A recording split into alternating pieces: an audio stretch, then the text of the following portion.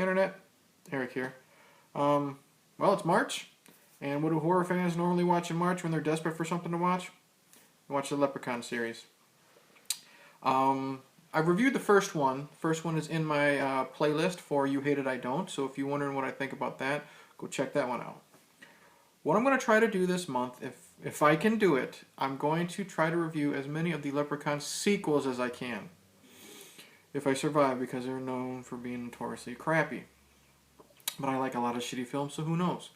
I haven't seen a lot of the sequels in probably over 10 years, so I don't remember too much other than like the plots.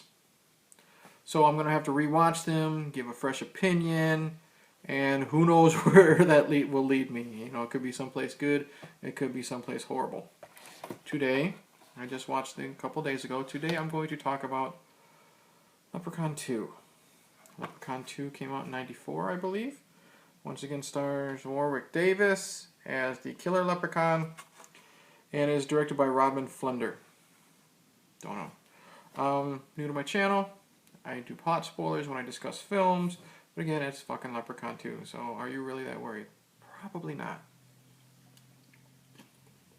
Alright, first off, has nothing to do with the previous film, which I believe is the same for all the sequels, because I believe this is always a totally different leprechaun. We start out meeting the leprechaun, and it's 1,000 years ago today, whatever we'll say, you know, from the day this came out. Leprechaun is with his slave, Mr. O'Day. He's a slave because he stole a pot of gold. And the leprechaun tells O'Day that I'm going to cause a woman to sneeze 3 times. If she sneezes 3 times, and no one says the words "God bless you," she'll be my wife. O'Day doesn't care. He just wants to no longer be a slave. But he finds out that the woman in question is his daughter. So he, of course, says the "God bless you," causes his death. The leprechaun has to wait another 1,000 years. Well, cut to present day, 1,000 years later, and we meet Cody and Bridget, you know, the couple from this film. Leprechaun obviously tricks Bridget because she's the descendant of Mr. O'Day's daughter, takes her, captures her, takes him to the lair after she sneezes 3 times. The whole "God bless you" thing doesn't happen. It's up to Cody to rescue her, while, of course, he gets a gold shilling. And in this, the gold shilling gives him the power of, you know, grant me 3 wishes type of deal. That's it. That's the whole fucking plot. It's a rescue mission. Cody tries to save Bridget from the leprechaun. Well, let's first off saying the actors who played Cody and Bridget fucking suck. Okay, Bridget, I don't know the actor's name. Put her in subtitles. Wow. It seems like she's never acted a day in her life. She can scream like the best of them, but she can't act serious. She can't act scared. She can't act interested in Cody. She can't act in general. She's horrible. Very, very bad. And I'm watching Leprechaun 2, okay? So I'm not expecting, you know, fucking Macbeth. But I gotta have some likability with these characters, and when they're so wooden, that's my daughter running around upstairs, they're so wooden, it just takes me out. And she is probably like the worst actress in this film. Actor in this film. And it's really, really bad. The actor who plays Cody, he's better, but comparing him to the actress who played Bridget, that's not saying much. There are times when he's trying to be, you know, demanding towards the leprechaun. You don't buy the tough guy act. When he's concerned for Bridget, you don't buy that. The only time you buy his acting is when he's working with a character I'll talk about in a little bit, Uncle Morty. And Uncle Morty runs this old, like, kind of like a tour of downtown, I think it's California or whatever, where different, like, supposed murders happened. So, and Cody's got to drive a hearse. When he's working with Uncle Morty and doing that shtick, it's good. I love his chemistry with Uncle Morty. But when you take Morty out of the picture, Cody fucking sucks. Hate him. Nothing great about him at all. There's a second potential love interest for Bridget. He is some schmuck who works at the go-kart company. He fucking sucks too. This is like bargain basement acting. I mean, the acting wasn't great in the first one. Jennifer Aniston or not, but the characters were at least believable, likable. You don't give a shit about any of these characters at all. Except for drunken Uncle Morty. This man eats up the scenery every time he's on. Literally, he's either getting drunk at the bar or he's trying to scam people out of money. And like one of my favorite bits with Uncle Morty is he's standing outside the front door and Cody runs in and Morty's like, shh, wait. He looks at his clock, or at his clock. He looks at his watch. He says, and you hear the watch beep, and he's like, perfect, 31 minutes. Opens up the door. He says, 31 minutes, pizza's free. So he got a free pizza from the pizza delivery guy.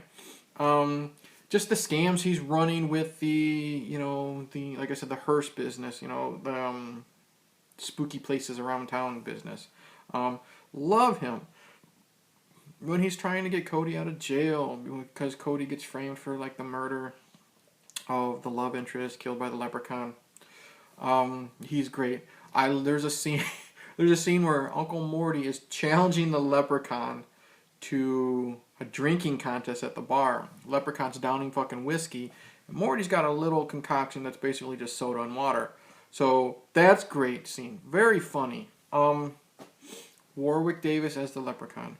Once again, he's having a blast. He's taking this role for what it is. I'm a little killer leprechaun, and I gotta just do what I gotta do. And he's fun. He makes it fun. He talks in his little rhyming, like he has before.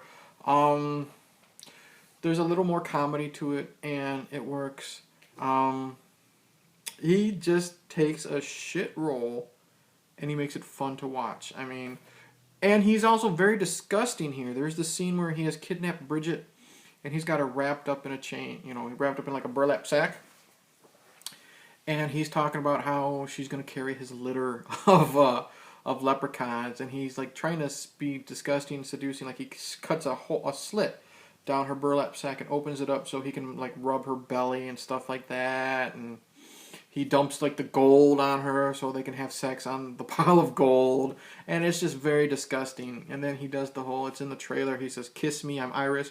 And he literally like licks her cheek, like with his forked tongue. And you see the fucking saliva just go down her face and into her, like over the bridge of her nose. Warwick's great at being funny, but he's great at being disgusting here too. And again, he's good at being menacing.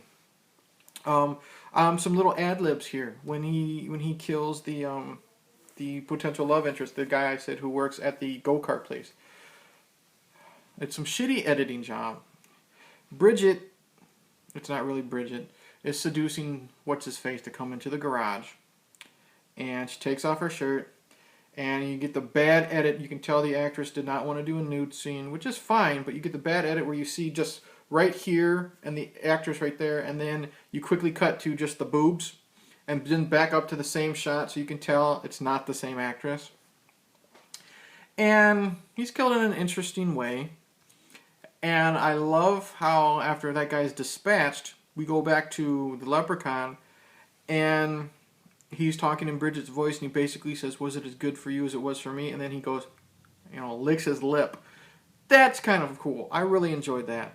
The gore is alright. The guy's death in question happened off screen. There's a finger ripping scene. Leprechaun sees a guy with a gold ring, so he rips his finger off to take the ring. That looks kind of neat. Sad Uncle Morty's death. As bad as the somewhat practical effects look, it also looks kind of gross with certain camera angles. And that's a brutal scene too. So Warwick Davis does what he can to make the Leprechaun menacing, funny, gross. He scores here. That's really it. There's not a lot to talk about this. I mean, is it as good as the first one? Fuck no. But is the first one great? Fuck no. First one's fun. The fact that there's horrible acting, your protagonists, you don't give a shit about them. I didn't give a shit if Bridget got saved or not. I didn't give a shit about Cody. He didn't seem like, the knight in shining armor character. The only person I gave a fucking shit about was drunken old Uncle Morty. And that doesn't say much. It's got a Clint Howard cameo. Whoop-de-fucking-do. I will say this. I liked the scene where they're doing the tour. And they say they're outside, like, the last resting place of Harry Houdini or someone else. You got this angry black lady come out, and she throws a bucket of water on the fucking hearse, and they drive away, and she says something like, "My husband's sick, but he's not dead yet, you fuckers. Leave us alone." That was funny. Tony Cox, the little midget guy from Bad Santa, he shows up as, a St. Patrick's Day leprechaun at a bar during the drinking scene. Like I said, I really enjoyed the drinking scene. I really enjoyed the scene where the leprechaun comes out. He lives in a fucking oak tree or something. He comes out and he sees this bum laying there. And he drinks some of the bum's whiskey and he spits it out because it's Canadian whiskey and the only good whiskey is Irish whiskey. And then he proceeds to pull the guy's gold tooth out. I like that scene. I like when we see the bum again and the bum's gone apeshit crazy. Telling everybody the leprechaun stole his gold tooth. That was funny. I did like seeing the inside of the leprechaun's lair. Inside that oak tree. And how no one could escape. They go down the middle corridor and they come out the right corridor. They go down the left corridor and they still come out the right corridor. So that was kind of like a good Scooby-Doo-ish type of thing. Where they're going in all the doors. But again, that's basically it. There's not... And I did like when... I'll say this. I did like when they're fighting in the leprechaun's lair, and we get to see the skeleton of Mr. O'Day help the leprechaun try to stop them. So that was kind of a neat, callback to the opening scene, which I also enjoyed. So, wow, as much as I'm talking about the things I enjoy from this film, Leprechaun 2, it's still... Is it a waste of 85 minutes? Not really, but it's just... It's really not going to grab your attention so much. If you're a fan of the first film, give this one a shot. And go in it with like zero expectations, and you might enjoy it. It is not better than the first. He's not meaner than Fredley. It's not deadly fun. It's okay fun. If it was 5 stars, rating, I'd maybe give it a 2.5. Like I said, I love the Uncle Morty character. Uncle Morty saves this film. Uncle Morty makes this film watchable. You want to see more of Uncle Morty. So of course, when they take him out, the rest of the film fucking goes downhill. Plus the ending. When they fucking kill the leprechaun finally, what happens? They escape the fucking tree, and literally they're walking down some steps, they hug, and the end. That's it. We don't know what the fuck's going on afterwards, and the thing is, we really don't care because they don't have any chemistry, and I just wish Uncle Morty would have made it instead of, Cody and Bridget. I would have been happy if Cody and Bridget died and Uncle Morty got out scot-free. Oh, another death. Michael McDonald, who you might know from Mad TV or from Austin Powers. He was in that stupid-ass fucking scene where he's the one that says no as the steamroller is going to fucking crush him. He plays an asshole who works at a coffee shop. And after the leprechaun gets fucking drunk under the table, losing to Uncle Morty, he goes and sobers up with, coffee and frappuccino and what the fuck ever. Michael McDonald is good being the asshole, calling the leprechaun like a dwarf or an elf or whatever. And then he's killed in a stupid way by getting, a frappuccino machine, like, steam his face to death. Stupid. Even though the effects are kind of okay, it's just dumb. Yeah, so overall, Warwick Davis is great. Uncle Morty's fucking awesome. I liked seeing the inside of the leprechaun's lair. That's it. So that's the good. The bad, shitty characters that you don't care about other than Uncle Morty. Bad acting. Somewhat lame deaths. Characters you don't give a shit about. And an ending that just goes... So in the end, what do I say? Leprechaun 2? It's worth a watch. Is it the worst one? Sadly, I don't know because, like I said, for the rest of March, I'm going to try to watch the sequels.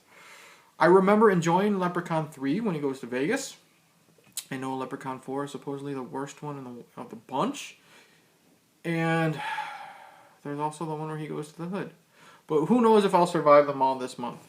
But yeah, in the end, Leprechaun 2 is worth one watch and then throwing it in your basement, never watching it again. So take that how you want. So that's it. Thank you for watching. If you like what you saw, please check out my review of the first Leprechaun film. Check out all my other playlists. I have some unboxing videos I just recently did. My wife and I do some cartoon commentaries. I have drunken rants. I got a bunch of shit. Just look in my playlist. Give a like, give a subscribe, tell your friends, don't tell anybody, tell Warwick Davis. I don't care. I will say cheers, and I'm sorry. I prefer American whiskey to Irish whiskey, Leprechaun.